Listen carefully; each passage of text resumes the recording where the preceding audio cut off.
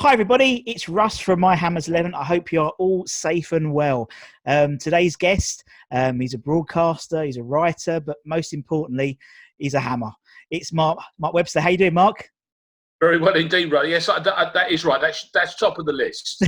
You know, in the Holy Trinity. I'll start with that. Everything else just pales by insignificance. It just falls by the wayside, doesn't it, really, when you start talking about football? So thanks for taking the time, Mark. I mean, obviously, we're interviewing loads of people, different ages, different, obviously, journeys into West Ham and stuff. And so it's really nice, and I appreciate you're a busy man in your sort of broadcasting schedule. So I appreciate you taking the time for my pleasure to do so indeed. Any chance to kind of get a little bit of that back, I'll take. Particularly in this strange time, it's nice to sort of look back and so what we're doing, Mark, we're sort of, almost like categorising and recording all these sort of memories of prosperity, because it's nice, obviously, with YouTube, you can do that type of stuff. So, we're sort of asking all of our guests, what sort of were your earliest memories of West Ham? Yeah. Well, here's the weird thing. Been going a while. Over 50 years, I would have to work it out. And me and my brother will probably argue about this, and my mum will choose to have a certain version of it, but it's never quite the same. So I'm going to give you the one which kind of has stuck as being roughly the truth. And I think it was Coventry, and I know the pitch was a ploughed field. I'm almost certain Billy Bonds missed a penalty. We were bottom right-hand corner of the Lower West. Sort of South Bank corner, near the old boy who used to blow a bugle in those days. So this is like, it might be 70. It might be that kind of territory, possibly a little bit earlier on there. And memory serves that Billy Bonds missed a penalty and it was a 0-0. So most of that may not be true. Most of that may be myth. But it's kind of stuck, or it may be constituent parts of various different versions of it. But it would have been my mum, because my old man was Arsenal, very much Arsenal. And it's never been definitively worked out this. My mum was born and lived just behind the bowling ground. She was born and raised just off of Green Street. My dad was from Stepney. He was Arsenal as a grown-up. My mum was West Ham. The suspicion was that he wanted to go to football with his mates and have a couple of little kids dragging on his ankles. So we ruined his life. We didn't want to cramp his style. So we assumed that we ended up West Ham. He always maintained, we were living in Bermondsey at this stage when we were just coming to the right age. My mum and dad had a pub in Bermondsey. And I distinctly remember that he accused us of just being glory hunters and following in the '66 World Cup, which, given the fact that we were my brother was probably just out of a pram and I would have been in basically infant school, he put a lot on young shoulders there. Yes. We worked that one out. So I think in the gist of it is we went with my mum because my dad quite happily used to drop us off and then go on to Highbury. Sort of to Highbury, yeah. Love it. And so that's your earliest one, Mark. What would you say, obviously 50 years of your West Ham fan career, so to speak. Fond memories of what ones stick out most? Well, I guess I can, distinctly remember being in different parts of enjoying the game from different parts of the ground. I was with great time in the North Bank when my kids were growing up. We loved that. Top left-hand corner where they'd sell black coffee and scotch. On those floodlit evenings were fantastic. I did have a good couple of years, up some teenage years in the Chicken Run, when I distinctly remember that. Again, this was my old man used to drop me off with a couple of his workmates that brought me by boat. So we get the district line in, and they were like older, probably late teens and stuff, and they did this thing. They dressed up to go to football like they were going to go straight out afterwards. And I was 13 or 14, so I copied them. So I started to dress like I was either arriving from or going to a wedding reception, because that's what the teenage blokes did. They were in their going out clubber on a Saturday afternoon, because they weren't going home. They were ready for action. So I remember doing that particularly. But of course, and I'll take it all the way back to the very last game. And what I managed to do is I bought a ticket for myself so that my sons could be in our season tickets. There's a little group of us. My brother's been going for years. His nephew, an old friend of ours, Colin, has been going forever together. But there was just too many. It was a quarter into a pint pot. Couldn't get everybody into the seats. But I managed to work out. So I got a seat on my own, and I was happy. I've got a photograph of the top of my three sons' heads at the last game, at the Man U game. And I'll tell you what I did is I left at half time and walked out and never looked back and kept walking down the Barking Road and went to our local pub. I was living in Canning Town at the time. I used to, and the Princess Alexander, which is up on the Barking Road near Canning Town end, and met them in there afterwards. And I watched the second half in there because I thought I'm not very good at getting over tied up in the emotion that matters. So basically, I avoided it. And I did the two things I like doing. Is I saw the first half of the game in the ground. I got that for myself, and then I was with all the boys in the pub watching the second half and the win. So and you got a good seat in the pub for afterwards, haven't you? Exactly. It was all beautifully mapped out. Trust me. Love it. Right, so what we're doing as well is we're finding out about your Hammers 11. Yes. Now there's a few parameters we like to put in just to, a few rules. The first one is we try and keep it to a 4-4-2 as much as we can. The second rule is it's your 11. So, there's no right or wrong answers, but it's people that are maybe your favourite players, might not be the best players. It could be, I don't know, foreign 11. It doesn't really matter. It's players that obviously meant something to you, or maybe you hated. Someone will do that eventually. What my hated West Ham 11? God, that'll be bitter. That won't be that. Don't worry. There's one we have coming up soon where it's the 11 players that they shouted at most when they were watching them live. So that'll be a fun one. And the last one is you have to be alive to have seen them play. So luckily, you were around for over 50 years. So, I can't put Bobby Moore in my team. I can put Gary Breen, but I can't put Bobby Moore in, for example. Right. Now, have you spoken to anyone of my vintage yet in that sense? Because here lies the rub. I do have the opportunity, I am of the Bobby Moore era. I managed to get in, like below at the deadline on that here. And I went through the process and I did what you just said to me on all the rules. And I did a 4-4-2 because that's my instinct, is to do a 4-4-2. Two things happened. Someone got left out, possibly two people got left out that I couldn't leave out. And I couldn't cheat by putting one of them in a position where he actually started his career but never kicked a ball for us there, as far as I know. But also it occurred to me is a lot of the players I've got in there from my favourite years played in a wing-back formation. So I don't know if you're going to give me... I can give you where I was going, and I can give you where I want to be. So I can give you some leniency, Mark, into that. You might. I will probably fit him into a 4-4-2. 11, you may forgive me. You see, This is it. I will probably fit him into a 4-4-2 because I'm crap at editing, but it doesn't matter. That's for graphics purposes, is it? You might listen. I might leave that thought with you. It could be doable looking down at it. Don't worry. We'll have a go. It's a learning process. We've got lots of time on our hands. Well, you'll be suffering the wrath of the footballing gods if you try and make this a 4-4-2, But that's your problem. That's like getting a bit of sky in the jigsaw and hammering it into the elephant. That's your choice. I'll leave that with you. We'll try. Okay. Anyway, let's start with in goal. That's a simple one. Who's going to be in goal for you, Mark? Mervyn Day.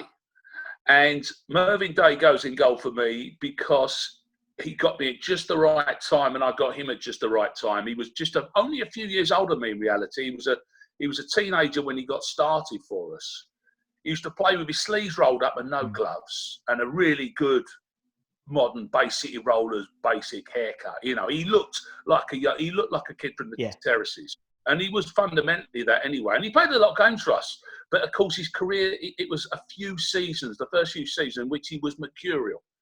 And he was destined for England and everything, but injuries locked in, form. He went on to have a really good career. People kind of forget about that. He played loads of games for Leeds, and obviously brilliant with Alan Kirbishley as well as a coach.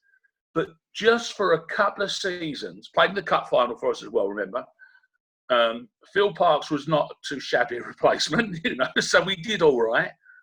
But just for a couple of years there, this teenage boy with, this teenager with no gloves in goal, who looked like he kind of had just a lightness of touch about his goalkeeping. He just very baletical in his movements as well, but also very graceful with the way that he made his saves.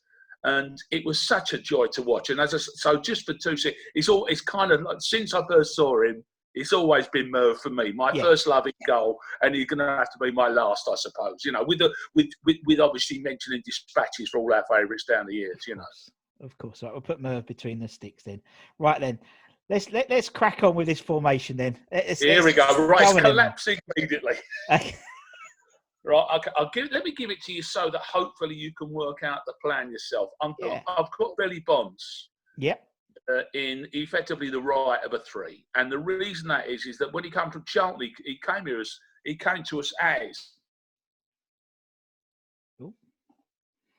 Oh, you just dropped out there, Mark. Yeah, you're back in. Yeah, go back into Billy.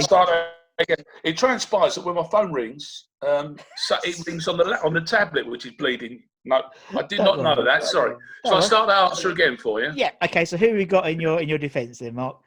Okay, this is where I'm going to break the rules immediately. I've got Billy Bonds. Yep. Bonds would be on the right of my 3, but you might stick him at right back because he came from Charlton to us as a right back. But of course, let's be honest, he was a 4. He was a centre half, and then the buccaneering midfielders of all buccaneering midfielders. Yep. But I was obviously just so much our man, and in reality, because of my age, he's probably the definitive leader of a West Ham team for me. Certain Bobby Moore's going to get mentioned. I don't suppose I'm blowing too much of the plot at this particular stage. And if you said who's the captain, of course, there's only one captain probably in the history of captaincy.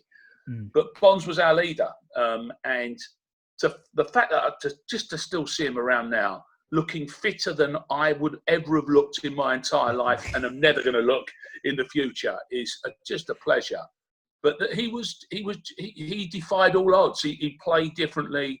His attitude was different. He looked different. Everything about this man, and the commitment. And he was for the team that was deemed to be the flair football team in football. Quote. It's happened again. I'll give him bollocking when I finished on this one. Here, leave me alone. Text me, I'll show you. For the man that was kind of, given the fact that West Ham are meant to be, with the flair side, the academy and all that. I know there's, copyright pending and all that, and people might want to put that in quotes, but I don't. I believe it. Is that Bonds was the steel that you needed with the silk. Yeah. And gave our team the personality that he needs to have. So Billy Bonds in there all day, either at your right back or in my middle 3. We'll do the middle 3, Mark. I've got it's a bank holiday weekend coming. I've got plenty of time. Exactly. Yeah, you got time to kill. Fair enough. So who else have we got in that back 3 then? Next to him, Rio Ferdinand. Yep. Just a joy to watch that kid come in and develop. But to be fair, a joy to watch him develop his entire career. I mean, what a man! He's an exemplary individual. We didn't have him, obviously we didn't have him for long enough. There was an old bit of stand in our old ground, which was basically the Rio Ferdinand tribute stand, if rumours were true, is that he got sold for decent money for very good reasons. But as a kid to come out of our academy, like many did, but to be just that culture, the centre half, and just to watch him and watching him early for us, looking like he'd been around forever, was just a joy. And he played a modern game that was that he was ahead of his time. I think you give it that, and by which I mean that by the time he's kind of getting all of his England caps, and by the time he's winning everything with Man United, he is the way forward, his way of playing. But he was so good at it. There was a European quality, an international quality to Rio, which I suppose is Peckham really anyway, isn't it? So that probably explains everything. South London boy. Perhaps that is the continental flair that we're looking for. Loved him though. Loved the fact that we had him as a hammer early on. No, I agree. Good shout. And I think complimenting him with Bonds at the back, you know, as a team, Bonzi would be nurturing Rio as well. So I like that. So you're working with me now. Now you've got them on the field of play, and it's suddenly making sense to you. I know I had something. Head blown moment. So we've got Bonds, Rio. Who's going to join that trio? Well, Bobby Moore. Bobby Moore is there. The point you made is a very valid one. I mean, and I got to see him. I got to see him tragically at the cup final play for Fulham, which is almost too vivid a memory because I was older. I was a teenager then, but I got to see him play as a kid, and I remember it distinctly. But of course, I was just. But Bobby Moore sinks into the pores of your skin. As you say, you've never seen him. No. My grandkids love Bobby Moore. Yeah. What my youngest grandson is called Bobby. He knows why he's called Bobby, and he is just all pervasive around everything. But and I remember distinctly when he went and Kevin Locke came in, and Kevin Locke was going to be what a job, what an ask. All you got to do is come and be the West Ham number 6. You're the new blonde-haired West Ham number 6. Come and be as impressive as Bobby Moore was. Well, that didn't quite happen, obviously, and that was almost inevitable, wasn't it? But fundamentally, I am just delighted for the first time probably ever in my life that I'm old enough to be able to say I can put Bobby Moore in my team. Yeah, and so I do. Arguably the greatest player to ever put on an England shirt. Yeah, as well. Yeah, and a lovely man as well. Just the works, just absolute. My Aunt Eileen swore by him because she used to do her washing in a laundrette in Chigwell with Tina Moore. So that obviously, that counts as basically family connection. Basically, yeah. Yeah, good, excellent. So you must have shared a dryer. Your pants must have touched his pants at some time. If he was unlucky enough to have his pants touching a young boy's pants at that time, well, there's a thought that probably we should leave lingering. Yeah. Let's move on quickly. Yeah. Okay, so we've said it loud. Exactly. Okay, right. My editing skills will be taken to the cleaners. Right. Okay. So we've got the back three. Who are we going to have on your wing backs then, Mark? Okay. Trevor Sinclair, right hand side, and this is where the Condy started for me, is because I think probably my favourite team was the team in which Harry Redknapp had, and Sinclair came in and eventually became this kind of the right wing back, and the formation, I guess to a certain extent, was fitting like good managers do, fitting the personnel that Harry had to work with. Of course, he created the personnel there. That's Harry. He didn't hate doing deals in the transfer market. No. I don't think I'm letting any cats out of the bag there, but I adored Trevor Sinclair as a wing back. I did have there's options there. Mark Ward, I was tempted. I again remember him extremely well and really liked him at a certain age. But there was just the fact that Sinclair really helps get me out of jail by getting Billy Bonds into the team, and the fact that, as I say, I can just still picture him. And again, it tends to be nighttime games. You know how it works with the floodlights at Upton Park. He was just unstoppable. And he was brilliant for England as well. Yeah. There was that period when he was coming in. There's probably 01, 02, that sort of territory. Yeah, I think it's when he probably really started to bed in as I think it was probably the transformation. I think this wing-back thing suddenly got him a decent amount of England caps. He was really good for England as well. So there was a time there where Trevor was about as good a player as there was, as good an English player as there was playing for a couple of seasons, I would argue. So I'm delighted I get Trev Sinclair in at right wing back. Yeah, good shout. And as you said, until Declan, we haven't had a regular England. Well, Rob Green, but he had a few games in that. But like Trevor, he was the regular. He played almost the whole of World Cup. I think he had about 13, 14 caps. Somewhat depressing to think that was that long ago, wasn't it? Because that'd been 02 or whatever it was. Yeah, 02, yeah. It's been a while, basically a generation. Oh, well. Yeah. Everything just blurs into one, doesn't it, really? Right, okay. But of course, we should have had another one in there who's my left wing back, which I'm giving Julian the Dix the role to, of course. And Frank Lampard Senior, again, is someone I would definitely look to have considered in there. Stuart Pearce, I thought, was wonderful in his time with us. You know, again, names that I would like to mention in dispatches. But Dixie, kicking his way out of Euro 96 against John Spencer, it was, when it famously, and then Ian Wright as well. I mean, this is all like within days of Terry Venables naming his squad. And I don't think there wasn't a better fullback at the time. I even got fingers pointed out for having a skinhead. I mean, it's a kind of ridiculous situation to be in now, but wore his heart on his sleeve. I don't think I need to tell anybody that. And the fact that he came back and played on one leg, pretty much.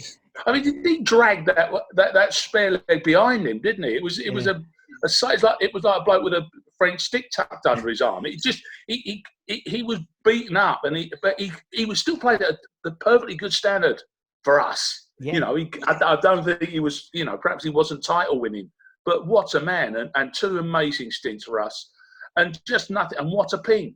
You know, what a lovely left. So, you know, who else? It's a great shout, and I think, you know, you look at that back line. There's you've got a nice mixture. We'll include the back five. You've got a nice mixture of obviously you've got Rio, just elegance. You've got Trevor's pace, and you've got obviously Bobby for being Bobby, the classness, and then you've got a couple of people to mix it up if it gets a bit naughty in Dixie and then Bonzo. I mean, obviously Alvin Martin would have been a great in that job as well. Another, you know, someone else definitely worth mentioning. Ian Pearce, I loved in that, you know, back in those days doing that stuff. But, you know, I think those three pick themselves, if I'm brutally honest. I think they're probably the absolute cream of the crop. And the only weird thing is that should probably be about 400 England caps. Yeah. If justice had been done with Billy Bond. So, Agreed. Okay, that's great. That's nice, Mark. Let's move into midfield then. What bizarre formation have you got for the midfield now? Right. Here's some the people that I had to leave out. Were Glenn Johnson, who I really liked to write. I loved as a writer. I loved the fact that we just got, I think it's 15 games we got Glenn Johnson. And of course the piquancy of that is going, wow. Because this kid signed an extension of his contract. He wanted to stay, didn't he? Yeah. But he was part of the wholesale, you know, he was the vice sale. He went, you know, he was basically dragged out of the ground as far as we know.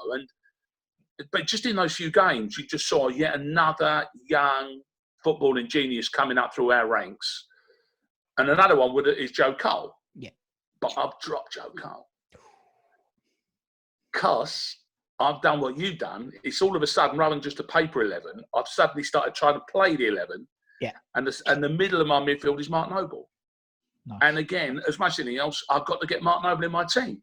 Because Mark Noble has defined our football club for 2 decades. And has done the ridiculous thing of improving, not only as a player, but improving his game over the years. And whereas we know, because he tells us, because that's the great thing about him as anything else as well, you know, he doesn't hold back. You know, Mark Noble will share his thoughts, and I think he's pretty much said, only in desperate circumstances, which there have been a few of recent times, am I a 90-minute a game, every game player. He knows what his limitations are now, but he knows that part of his strengths is being in and around that club. And he's done wonders. And in a way, 2 seasons ago, he was kind of liberated into a more attacking midfield role. We all thought his destiny was to basically be the man who shuttled in front of his back four. And I think if you know, until we get somebody who can really do that job for us, that is probably his role. But of course, Declan's come in and made that easier. So just for the fact that he's basically us through and through. He's as local as my dear old mum in that sense. I mean, you know, they were neighbours, apart from obviously the 70+ years difference between them or whatever it would be. He's just done everything to earn his place in that team and in my team and in this team. And if he's not around the football club forever, it's a travesty in any way, shape or form. I don't see him ever being more than 100 yards from the bench, either on the field or on the bench or upstairs in a technical position. that's kind of got to. You just sense that it has to be his destiny. That's sort of his path. Yeah. No, yeah, I agree. I hope so. And it's been picked up a few times. This sort of, I'd say definitely the last 2 years has been almost like a renaissance in Mark Noble. Yes, in that he would easily 2 years ago he was puffing after 60, puffing, and it's just like incredible. It's almost a bit like Pirlo. It's the same sort of mercurial, and he's just come this massive sort of resurgence, and horrible injuries as well. A couple of foot injuries that would normally end a career of someone in that age group. And of course, how much more one of your own could it be than the fact that he ain't got a lick of pace? That this man has made an absolutely wonderful football career, running nearly as fast as me. Yeah. So isn't it great? I mean, that's what makes him perfect. Is his imperfections. Yeah, no, I agree. It had to be there. Right. Sorry, Joe Cole. One of the again another one whose career I adored to see to go on, because you knew that it was as he was called. As I remember Harry Redknapp telling me, I was doing an interview once. He always Ferguson would refer to him as the magician. But always ring up Harry and say, "How's the magician coming on?" Like he thought he was getting him. Never happened. At least that never happened. Exactly. Yeah, he just went to Chelsea instead. Well remembered. Yeah. And I think when we signed him on his pro, when he was 16, we signed him on the pitch. I think we were playing Chelsea as well that day, if I remember correctly. Oh, good. Yeah, that's omens and everything. Like, lovely. Exactly. We jinxed it, not jinxed it. We jinxed it, as someone said to me the other day. Right. Okay. So we'll put Nobes in. Who else are we gonna have in the midfield then, Mark? So Trevor Brooking. Absolutely one of my favourites. Again, someone I saw him in his pomp because his pomp was late. He started as a striker, and then there was this. So by the time I was kind of really like 70, 71, so I'm getting old enough to start going on my own, and I'm going to a lot more games. And there was a midfield 10, Trevor Brooking. No Martin Peters anymore, which is why Trevor Brooking ends up as the midfield 10. And just one of the most joyful things, like poetry on a football. I read the other day, and you have to remember, and the caveat of this is this from a story in which Brian Clough was trying to buy Trevor Brooking and Bobby Moore for Derby. Wow. Can you imagine Clough's career and perhaps what might have, the sliding door of that one is one thing. Yeah. But he said of Trevor Brooking, he floated like a butterfly, but he stung like one as well. Which is completely, and it's a great line, and I get what he's saying, because what Trev weren't doing was winning headers and tackles. Famous header, of course, against us, the cup final. Let's call it a diving header, shall we, for clearly want of a better phrase. But in terms of someone who perhaps he played there as a kid, but given the fact he was meant to be a forward 10, old-fashioned, the fact that he had such touch and vision on the ball, and was a big fella to be playing in midfield there. Pogba, that reminds me often of him moving with the ball, because again, there's an elegance. It's a tall fella with elegance, moving with the ball at his feet. And he's got a lovely range of passes, and that's what Brooking had. And then you only have to kind of picture some of those goals he scored, which often turn up which are just curlers into the top corner. Yeah. Not a lot of those about in his day, especially again playing on the plough field. He's 13. The fact that anyone could do anything with the lightness of touch on that was amazing. So Trev, and again, someone who, particularly when he teamed up with Keegan at England.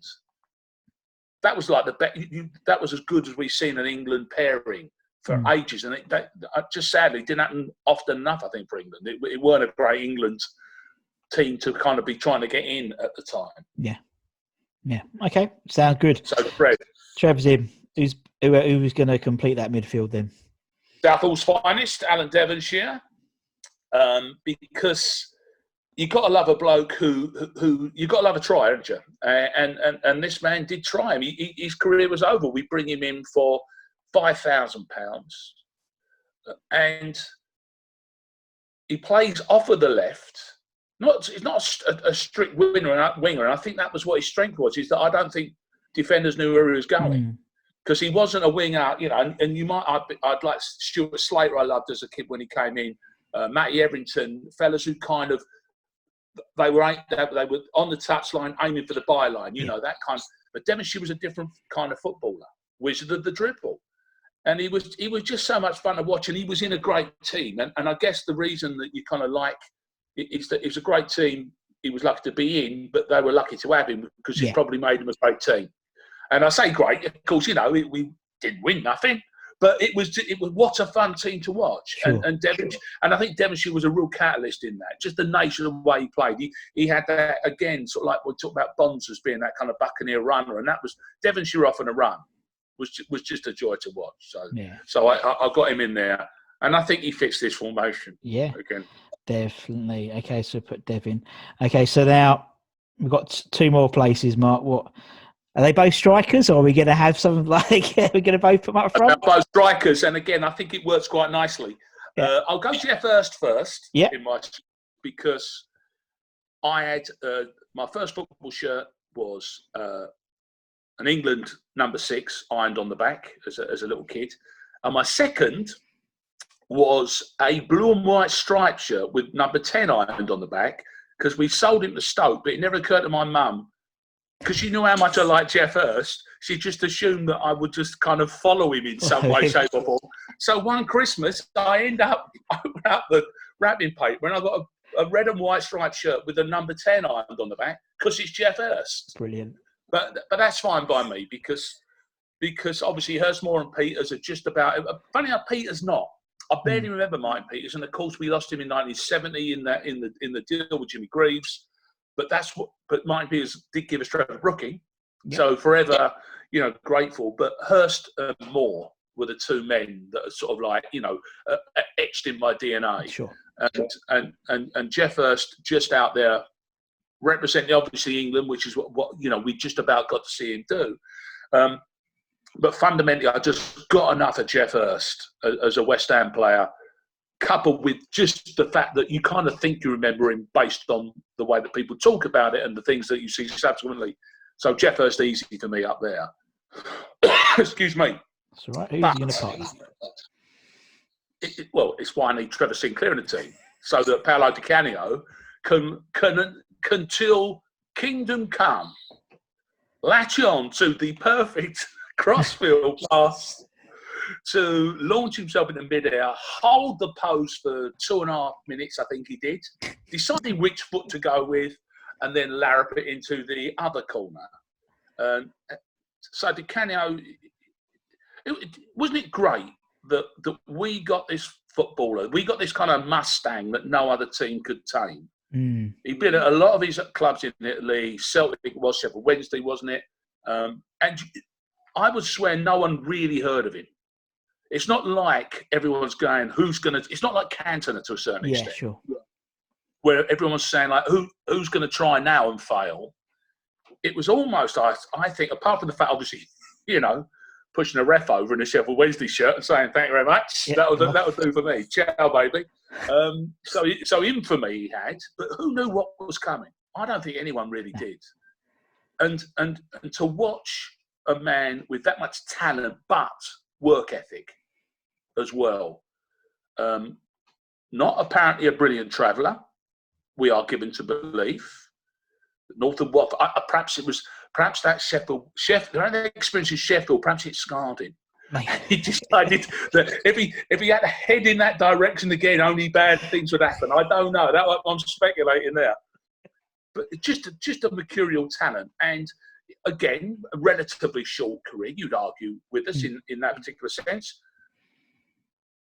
And had to go because, of course, we needed, again, we're clearing the decks because of relegation and stuff like this. But whatever way you look at it, the joy I have of Paolo Di Canio is just the joy of watching him play, but also the joy of him subsequently as well.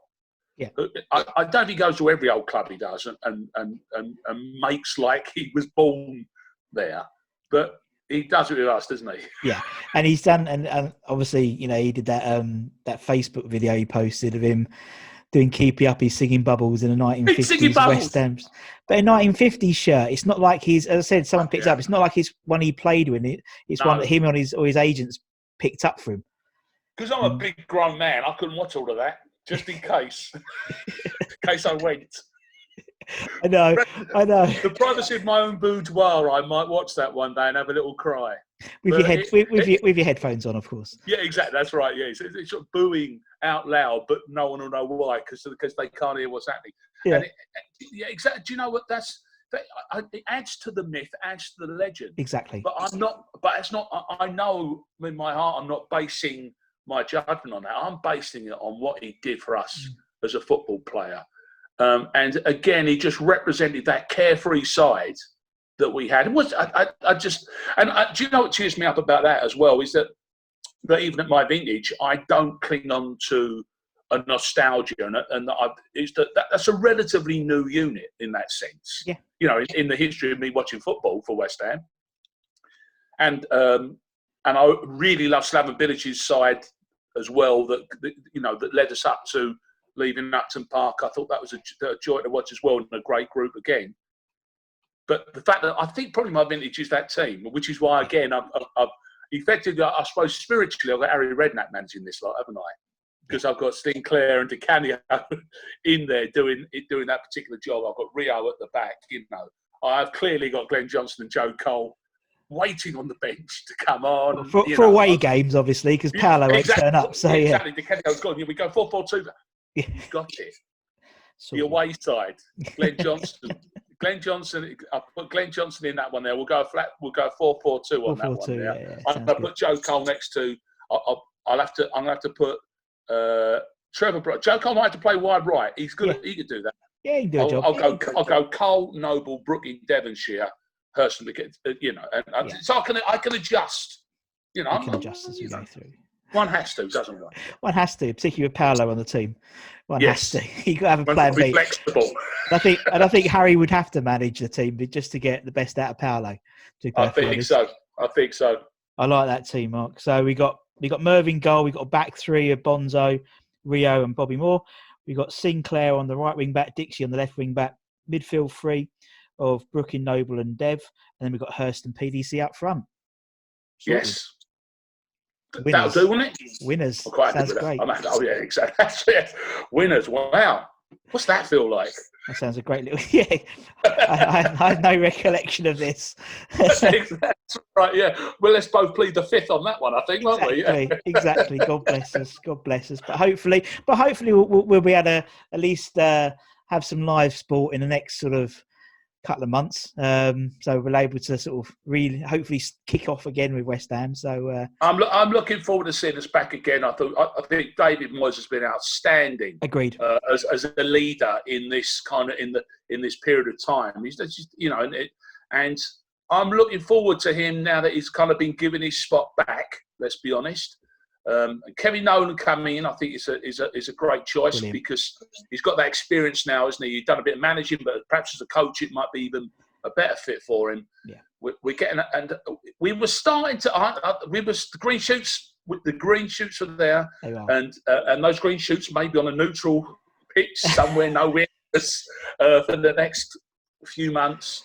But whether you look at it, I don't. I want to get back. I think football should get back. Yeah. How the dice roll, so be it. I'm not going to be get tied up by that.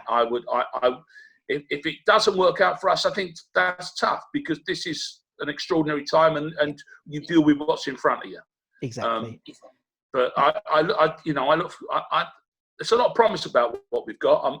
I like going to the new place because I get to go to the new place for two reasons. I get to go to the place to see my football team.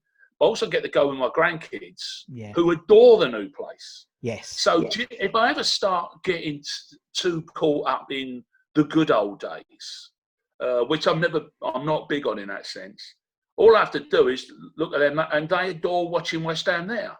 And that's exactly. They're going to be doing it a lot longer than I am. Exactly, and that's the generation. And I mean, my daughter's the same. She's 7 now, so all she knows is the London Stadium. That's where West Ham play.